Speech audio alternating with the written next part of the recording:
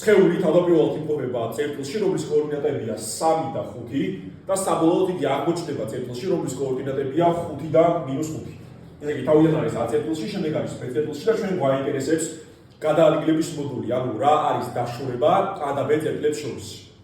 ესე იგი, ეს იქნება A წერტილი, რა თქმა უნდა, x ღერძის გასწვრივით 3 და შემდეგ ზემოთ მიდის 5 ერთეულით.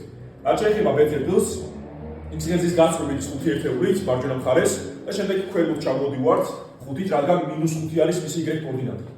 შევერგლ A და B წერტილები, დელტა x-ი, ანუ x კოორდინატებს, როდესაც ერთმანეთს გამოვაკლებთ, ჩვენ მივიღებთ 5-ს გამოკლებული 3-ს, რაც იქნება 2 მეტრი, რაც ნიშნავს, რომ ეს დაშორება იქნება 2 და დელტა y-ის მოდული, ანუ y კოორდინატების სხვაობის მოდული გამოდის -5-ს გამოკლებული 5 მოდულში, ანუ 10 მეტრი. ესე იგი, რაც ნიშნავს იმას, რომ x ღერძზე გადაადგილება არის 2 მეტრი და y-ზე არის -10, მოდულში 10 მეტრი.